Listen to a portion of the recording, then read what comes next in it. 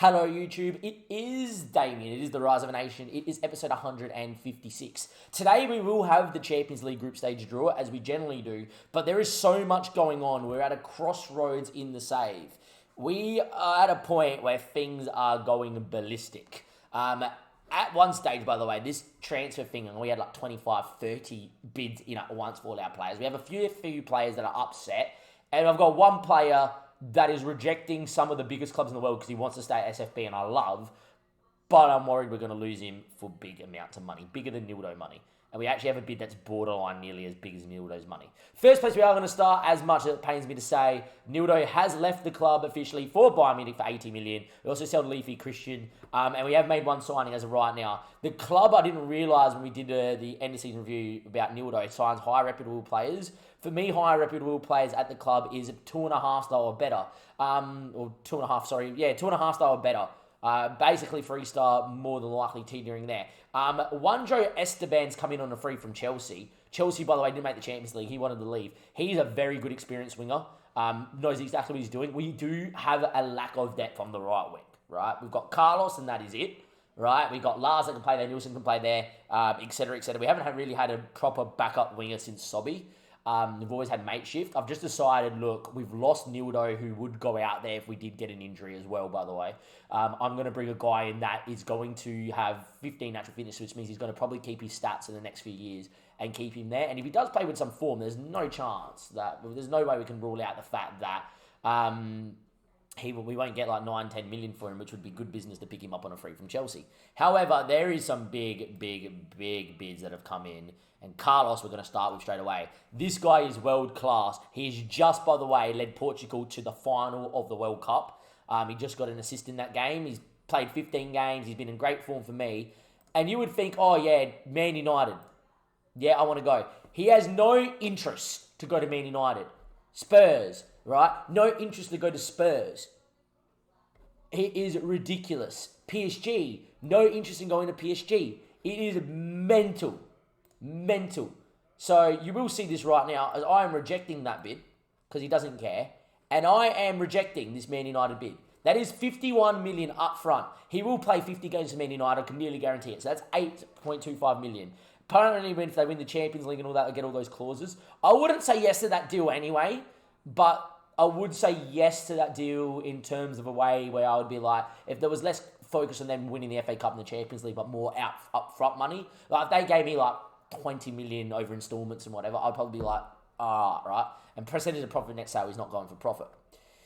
He does have a $150 million release fee, does Carlos. The fact that he wants to say no is huge, right?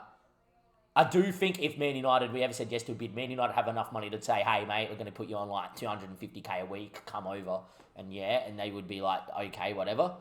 I really believe, and the reason why we're here is I think there will be a part in this episode we cut back and United have met this 150 mil release fee because we've rejected a few offers from them already. I am rejecting this one though. Other offers we need to speak about is big. Like West Ham's just made a bid here. He's extremely interested. I'm not selling Ronald. I did speak about selling Ronald. I've decided that after looking around for some experienced players, there's no one better than Ronald, to be fair. I think he's unreal. He's actually playing back here at the minute. The car has started really well and started learning, but we'll talk about the car in a second. And Jacob is unbelievable for what he needs to do, right? If we talk about other players here that have bids, Kurta Gad's had big bids, Neri's had big bids, Luiz has big bids, Ren Sheng's getting bids, but they're all like this, and they're all from like the big clubs I do not want to sell. And Michel Odegaard has kind of fallen his way down. He wants to start more minutes. All these clubs, Napoli, Torino, Sporting Vigo, Villarreal, Roma, Cologne, Olympique Marseille and Montpellier are offered star players from Marshall Odegaard, and that makes me re-question 2.5 stars in my safe. It makes me question in the way that, like, well, yeah, we know 4 stars massively like world class, but if 2.5 star is now being a leading sort of player, right? Let's go to someone that's maybe a bit older than that's 2.5 star. Like Sommer is 3-star, right? And he just got a bid as well. If these guys are star players, not only for me up from star is basically world class, right? If these guys are star players, we have quite the team, right? And that makes me think that we've got people here that we've neglected a little bit that we kind of need to speak about and, play, right? It also makes me think that, loaning Moldegaard out, he's not developed very rarely because he hasn't played a lot. I actually think all the players that, for me, become homegrown at SFB but don't have this sort of potential, we loan out to a big club for a year. Like we did with Agard, who was only a 2-star, 3-star sort of centre-back, or 2-star current ability, like 3.5-star centre-back, and he's come back as a wonder kid. I think learning at Michelle Moldegaard as a wonder kid is a very good piece of business, right? But there's other bids, Neri's got 15 mil bid from Norwich, and you got to remember, this guy's playing for fucking, for Argentina, and he's 21, right? Pardon the language, it's been coming out of me left, right, and centre because we've had so many bids. Marcio Luiz, he's 2.5-star and a wonder kid. He isn't homegrown here because we've loaned him out too much already. But what do you do with a guy like this? He's probably good enough to play back here. He's probably good enough to be, I am a ball-winning midfielder on defence. He's probably good enough to be backup, right? But we've also got Neri. We've also got Ronald that can play there, who's playing there at the minute because we've changed the role slightly. It's just, what do we do here? Alvarez, another one, right? He's got big bids around. He's the sort of guy now that because he's homegrown, right? Because he's homegrown, he's not homegrown yet. Thought he was homegrown. I was about to say, because he's homegrown, we'll loan him out, right? And then, because 2.5-star all of a sudden seems to be like unreal. We've got such a team that is unbelievable. It is ridiculous. Like, even our backup goalkeeper's 2.5-star. He's a star player in the league. Like, if we ever got an injury, it was all right. By the way, we did have a youth intake last season. We got a keeper out that was 3.5 days gone to that. If you guys know the New Zealand video, if you haven't watched it, that kind of means he could have potential ability of 200.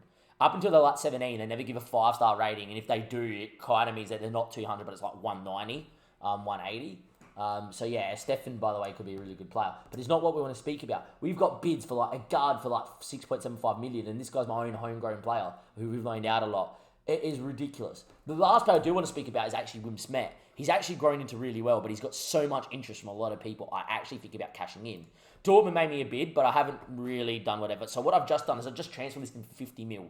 Right, we did sign him for 25. I get 50, make 25 mil profit. I'm happy with that. I'm also happy if he does not leave. He's actually complaining to the teammates. I don't like that. But the reason why I've done that is there's a guy called Tobias, and I'll show you what I'm basing my knowledge on. Is if we go to Tobias Abelardo, I think this guy could be absolutely world-class, as good as Carlos. And could you imagine having Carlos and Tobias, world-class wingers on each side? And Smith's not far behind, right? For me, what I've been doing is players of 19... I've been saying stats above 13 plus are going to be 15 plus, and 15 plus is your world-class stats, right? That's why I put them in goal. For people like Jacob at 17, you sometimes add the 12s. I haven't yet, and I'm going to show you what I've been doing and why I think that we're not signing a midfielder to replace NILDO either, but where I might go cash in on a couple of players and sign some guys that will be world-class in a year or two. And we've sold NILDO and haven't replaced him, but we may end up having, in a few years' time, 5 or 6 world-class players on top of the world-class players we already have. So if you look at Tobias, for instance, at 19, and it doesn't mean that stats at 12 can't get to 15, because we had some NILDO stats go 3 overall from 21 to 20, from 21 to like 23. But we've got 1, 2, if you watch my mouse go, 3, 4, 5, 6, 7, 8, 9, 10, 11. I've got 12 stats that are 13 plus there at 19 that will go to 15 plus, right? That's 12. Plus the stats that are already 15 plus, right? So that's 12, 13, 14, 15, 16, 17, 18, 19, 20, 21. Just to put it into perspective, when we sold NILDO, he had 22 stats of 15 plus. If that means the bias is going to have 21 stats, you've got a good player. And that's not including that if he has, his balance gets to 15 because he's been playing week in, week out. That doesn't include his cross corners, which doesn't bother me, gets to 15. Doesn't include that maybe the teamwork gets to 14 or 15. We might work on it. Or his decisions get to 14 or 15, which it might, because I probably will work him on his final third when he joins. I put a 22 mil bid on him. If I get him for 22 and then Smith for 50 million, I've gained a world-class player. I've lost a player that is borderline world-class. Not like he killed it in the league last year, Smith, and for a guy of his level, he should do a lot better, right? But he is a guy that you look at and he's unreal, and he has a little bit of potential. But at the end of the day, he's got 1, 2, 3, 4, 5, 6, 7, 8, 9, 10, 11, 12, 13 stats, right? And let's say because he's 22, the stats of 14 get up. What? 14, 15, 16, 17, 18. 18 stats compared to 21 of Tobias in a couple years' time. The odds are we're probably not winning the Champions League this season or next season because I'm not signing a NILDO replacement. But if I make the right signings here and the right sales with this interest that's in people, and I've made a couple of, older signings that come and help tutor the boys, like Esteban, I think we're in a really good spot. There's other players that I want to speak about here too, is Jacob. Now, Jacob's an advanced playmaker and attack, right? I was saying it to the chat, I'm going to say it here in this little episode. I know this is so wordy and some people enjoy it and some people don't. He might be the best ever regen to come out of a club on any of my saves on YouTube, right? He's got potential out of this world. He's 17 only, which is ridiculous with those mentals. He's mentally unbelievable, right? But, right, when I had Bob come out to Sunderland, who's probably was the best at the minute, and Hackett, Giersberg, and Hadzic get an honourable mention, right? But Bob, in terms of what, I'm not comparing to what NILDO was, like the best player on paper, like the Hadzic story obviously coming through and winning me a Champions League, and Hackett and Giersberg is the best story. Regen season 1 in Iceland and won me a Champions League when he was 30-odd. What we've had here with Jacob is we've got a guy that is going to be world class.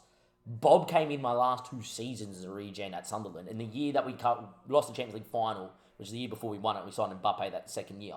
Right, he scored a few goals in the Champions League, set up an equaliser in the semi-final to get me to the final and all that sort of stuff. And in the second season, he played a bit. When we saw him 5 years down the track at 22, he was already a world-class winger.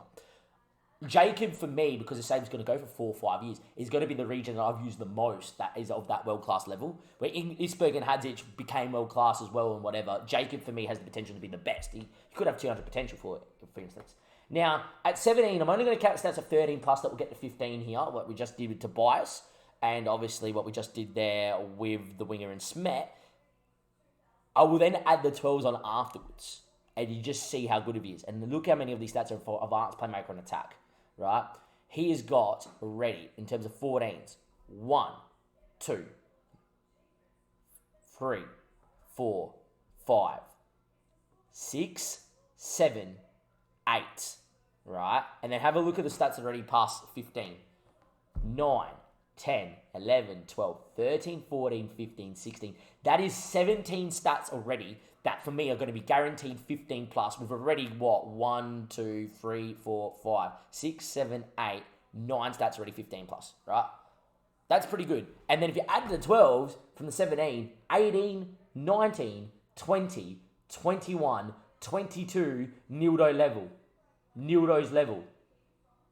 Ridiculous. For me, the only stats that aren't going to hit 15 are bravery, concentration, positioning, right? And maybe his composure may end at 14 by the time he's finished growing. But if we play him at 17, minute whatever, from minute 1 now throughout, he might become the most insane regen.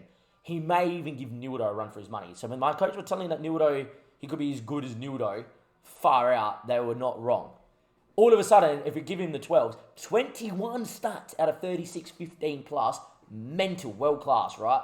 And for me, that's really good. And then you talk about the car, and the reason why I haven't signed a Mazzala on attack, which was NILDO's role, is you look at the Mazzala on attack roles, he's 19, have a look how many stats of the right stats, though, are here for him.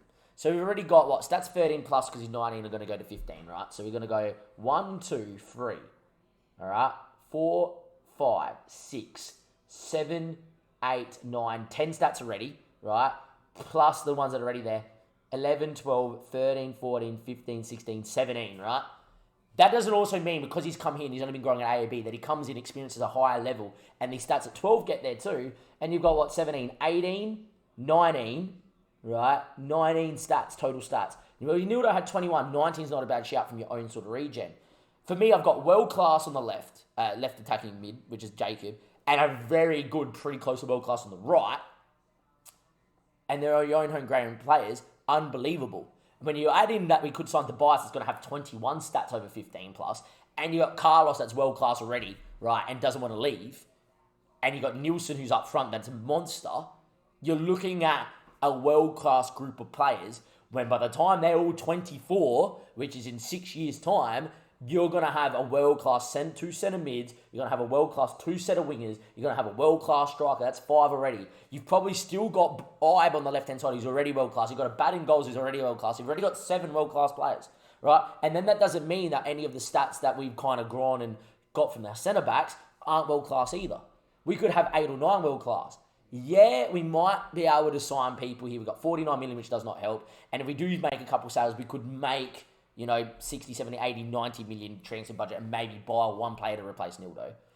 But from what we've done, and we've also streamed 5 hours yesterday and we did not make a signing, and it's been 2 hours now, we as a chat on my Twitch, links down below, as a Discord, links down below, and here with you on YouTube, we think by taking 3-4 years of us just developing these kids, yeah, our window will close. And yeah, it means Ronald probably won't win one, right? But what it will allow me to do is that when our window reopens, we're going to have 6 to 8 years, as long as the players don't leave, a world-class talent, a lot of which was homegrown in our own youth facility, and the club is saying that we have one of the best youth systems in the country and in the world. We could have a window that when all these guys finish growing, could span for 6 to 8 years to win it. And if you're telling me that, it's 4 seasons to get there in season 18, plus the other 6, let's say 10 years, you're telling me by season 28, I haven't won one yet?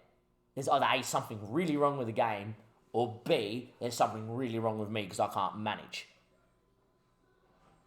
I really think that that's the way we're going to go.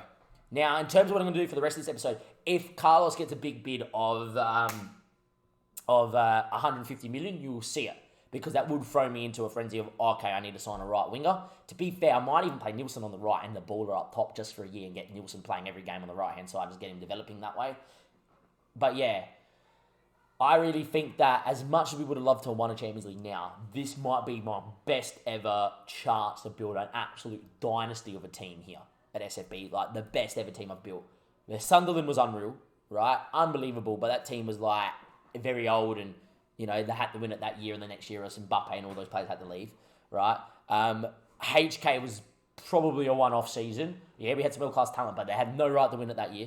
And we had, obviously, the Mess side was a very good Mess team, unreal world-class Mess team, but they had 6 or 7 years to try and win that thing, bloody Mess, maybe about 5 years. This could be a team that I could build it in 6 years, and I would have a shot for 6 to 8 years on top of that 6 years of building. And who says you don't win one while you're building anyway, right? To go win it.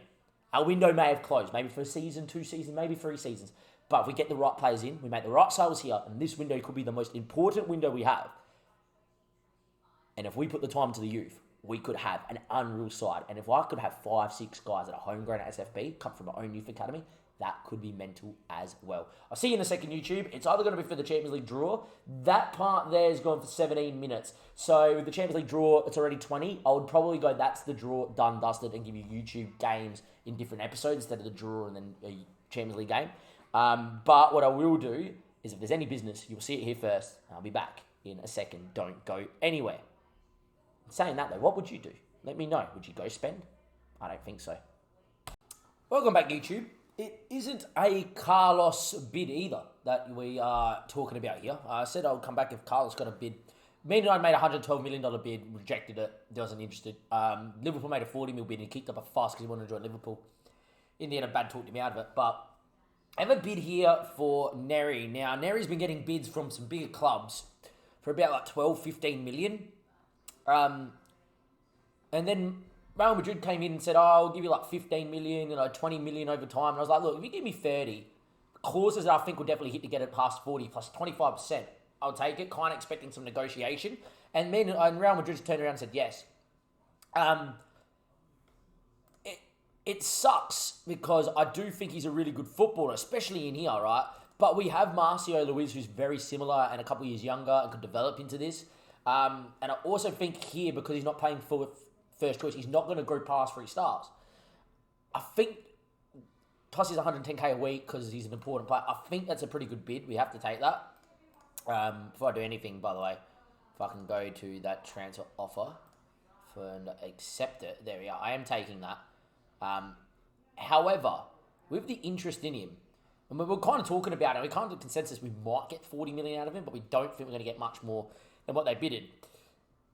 Look at the interest. Juve, Barca, Madrid, Leipzig, Inter, Bayern, all have made bids. It's now where we've accepted that, but we now offer him out for 125 million and see if anyone's stupid enough to hit his release fee. But we've been getting bids from like all sort of players. Carlos is very upset. He wanted to leave. Ren Sheng, by the way, had bids. He actually just wanted a pay rise, and we've given him one. And Vatu wants to go to a bigger club to develop, and I'm tempted to, but he's very good to keep here. And he's another one of these guys that play defensive midfield. We got Ronald who plays there. We got Marcio Luiz, who actually looked really good in a league game just gone. And we got Neri. We got Alves that can play at the back.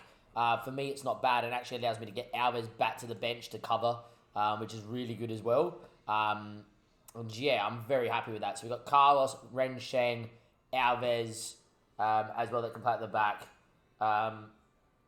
And I'm pretty happy with that. We did just loan out Kurtogard and Mulgar, which does leave me like maybe a centre-back short.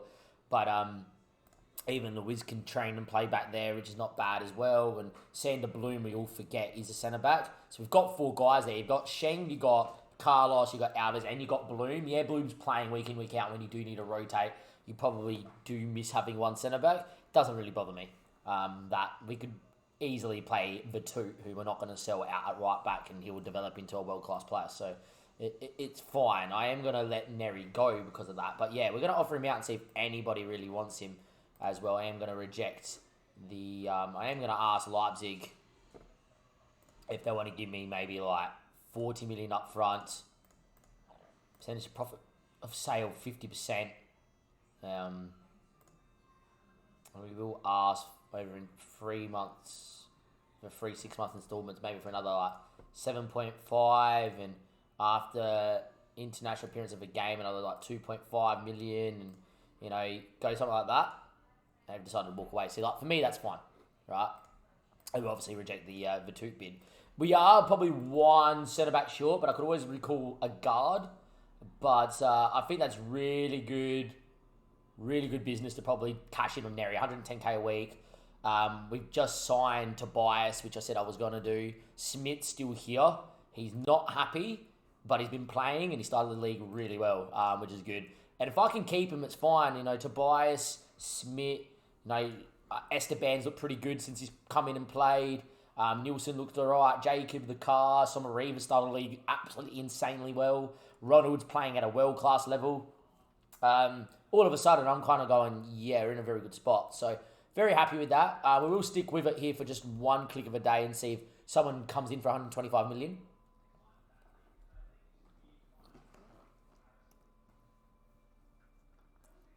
That something tells me no one will. Sorry, I'm also eating dinner at 8:30 at night. It's kind of what we do in my stream.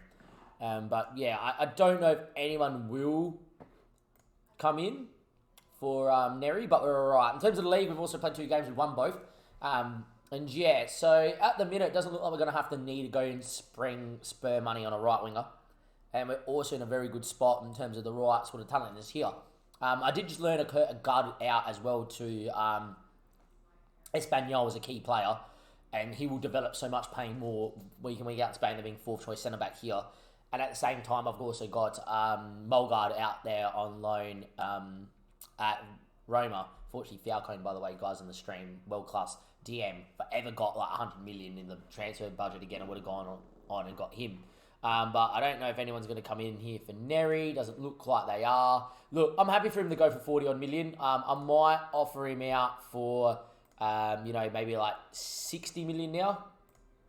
You know, maybe like 65, 70 million. And it's something that you do. Once you get your bid, just keep offering him out. And if you get Bayern Munich, who's got plenty of money to spend, turn around and go, here, bang, there's 70 million, then you're pretty happy.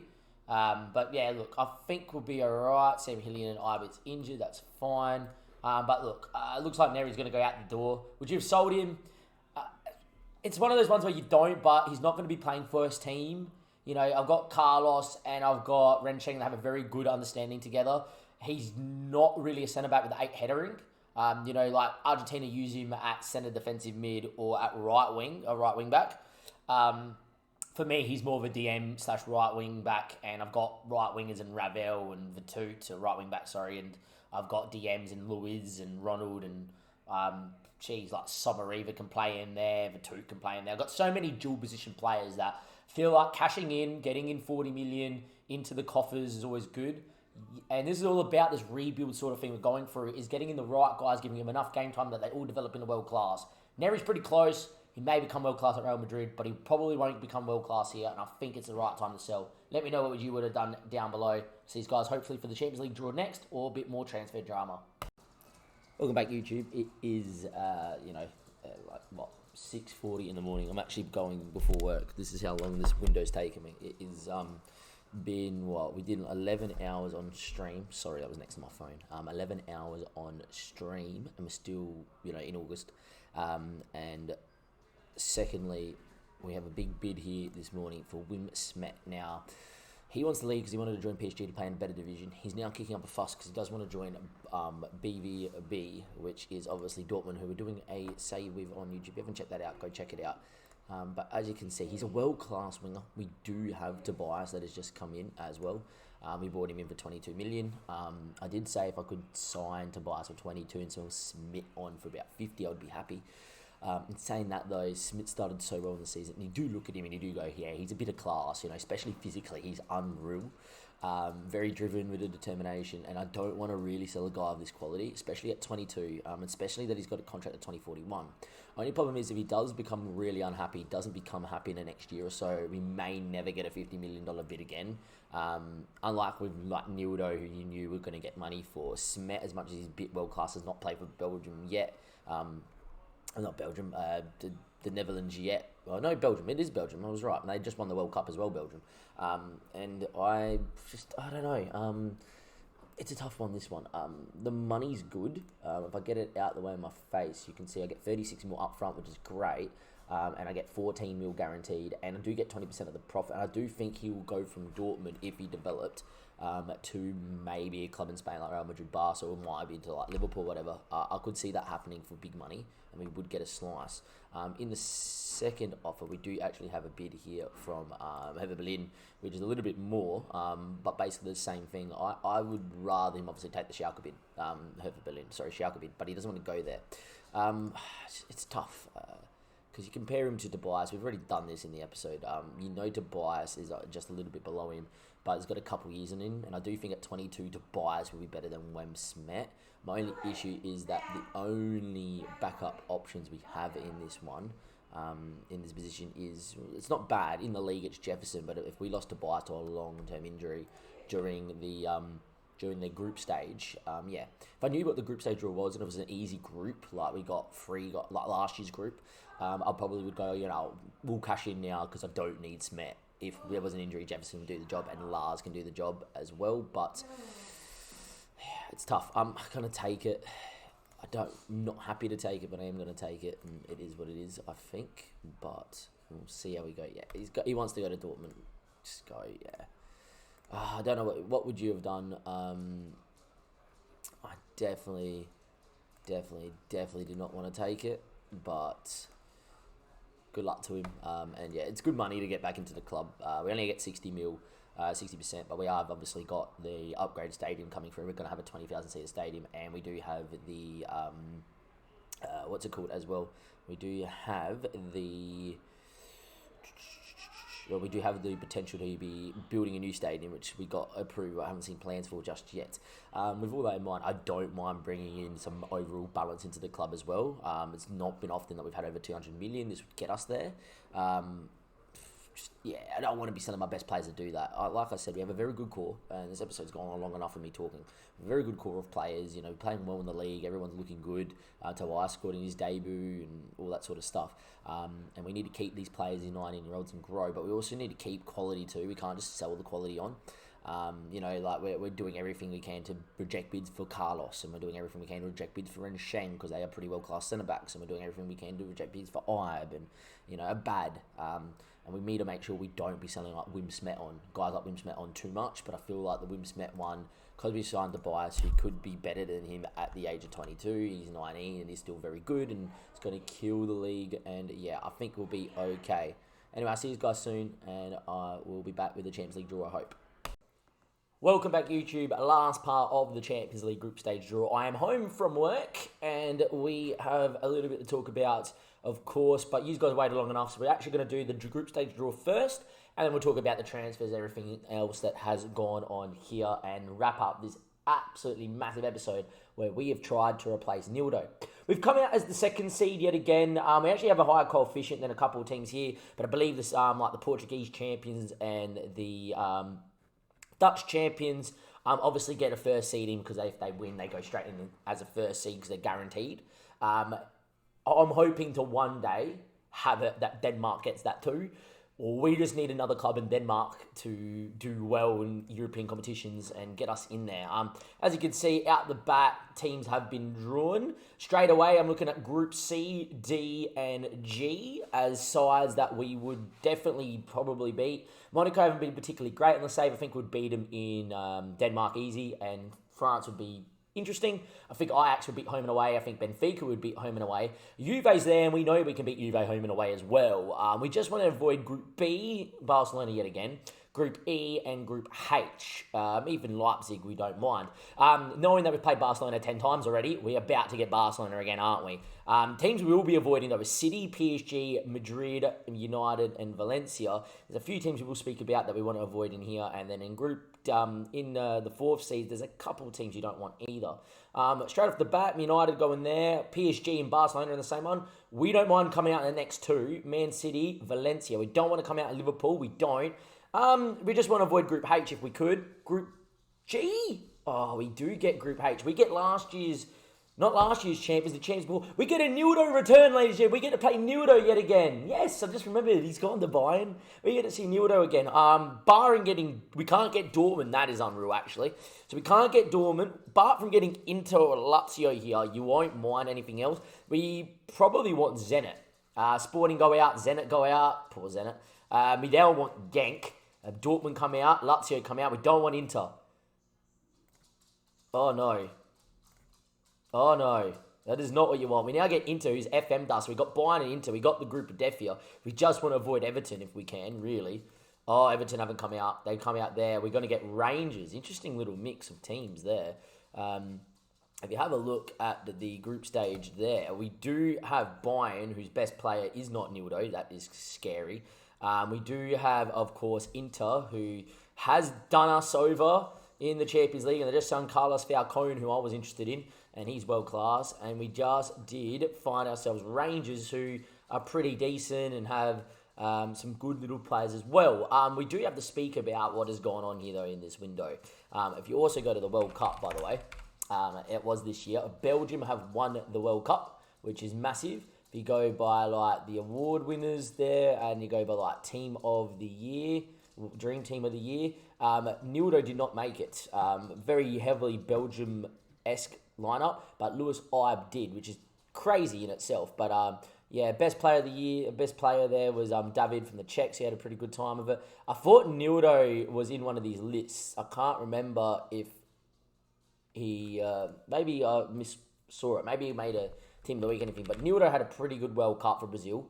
He was pretty crazy. And since going over, has played at 7.75 for Bayern. So we get to play NILDO again. My former man is coming to get me. We get the NILDO return, which will probably be next episode. That is crazy in itself. But yeah, a pretty tough draw. We should be beating Rangers home and away. Inter's the big one. They have FM dust out of the Champions League already. A couple years ago, the year we won the Europa League, they beat us in Italy, 1-0, where we had 20-odd shots. And then in Denmark, we did not score a goal. So I'm not particularly happy that we've been drawn against Inter. We've had a pretty tough group. But we'll see what we can do. We're also going to reject that bid there for Carlos here as well. Our first game, however, is Rangers. You will not see that game. We will play Rangers straight off the bat. You will come back for the Bayern Inter games. And then the next episode after that will definitely give you Inter. And then if we need to give you Bayern. I don't mind that, though, to be fair, that Inter's double-headed. If we can beat Rangers, play well against Bayern at home, which we can do, you never know, anything's possible in Denmark. It will put all the onus on the away game at Inter. It just means that fourth game, the most important game, match day 4 is at home. If we can do a job there, we should be okay. The board, by the way, wants us to get out the group. That's the first time in the whole entire save the board said, hey, we expect you to get out the group. And I like that sort of pressure. I just don't like the fact that we just got Bayern and Inter, but it is what it is, and hopefully we'll be okay. And we don't screw the pooch against Rangers at any point as well. In terms of the transfers, just to round up what has happened here, you know we've sold NILDO, we've bought in 171 million. The boys So a couple of people agreed by us selling Smith. They didn't want to sell Smith at all. Once I sold him, it was about like 11 guys. I just told him it was good. He is elite. I do love him. I do love him on paper, but to get the money that he never would have got here, it's okay.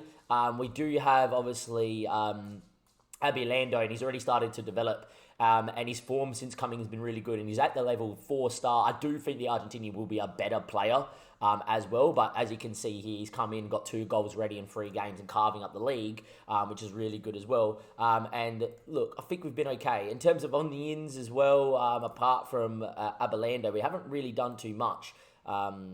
As well, and I'm not planning on selling anything else either. Juan's come in and he's looked good in the limited game times that he has done. The experienced winger is a very good player to help tutor the boys. I've already mentioned that as well. But the big thing for me is we're still getting big bids. Like Luda Vitut's never getting a big enough bid.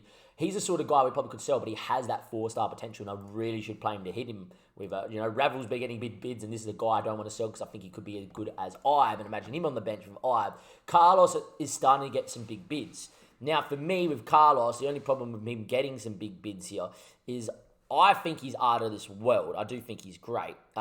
He does prefer being centre-back on stopper. What I found with stopping centre-backs is they probably push just too far ahead of the covering centre-back, but he is someone that I think plays stopper amazingly well, that you might see me move to it. That isn't anything apart from the fact that I like the star rating. I just think because he's 6'6" and he's got 19 jumping reach, just let him man mark whoever the hell he wants to man mark in the stopper role. He's the sort of guy I don't want to sell. And with the players we've already gone with, and in the transfer history that we've already loaned out, and by the way, Molgaard, has looked really good at Napoli. In that second game, he scored 2 goals and man of the match performance from centre back. The other one there in Kurtagad has also gone as well. It's just really good business to let these guys at 20 go. They're both going to probably come back and be good enough to play for me. I think next season, if we didn't win the Champions League, and no Carlos is world class, if they went in and it was like, hey, you can have about 50, 60 million for Carlos, I would take, because we did buy him for 30, and you got to remember with us and everything going on, we do want to have a bit of a bigger overall balance. We got 200 mil for the first time in the club's coffers, which is great, and we need that to continue. We do have good homegrown talent as well, and all that being said and done. Apart from that, though, our season has started really well as well, and we've kind of been vindicated by the signings as well. Carlos has been looking really good, but the big thing for me is Jacob has been looking out of this world already, and he hasn't even really started getting growing yet. He just turned 18. Get ready. He's about to become a monster. But yeah, look, I think we're really good. Tough group stage draw. Let me know if you would have done the business. Would you have sold Nildo for, or would you have kept him for 1 year, hope you won the Champions League, but risked him leaving on a free, which he would have left on a free. I can nearly guarantee you that. Do you reckon that you would have sold Smith? Now, I know he's an elite winger and he's great. I just think Tobias at 19, if you played him week in and week out, would be amazing. It does leave me probably a winger short, but we do have Jefferson and Lars that can play there.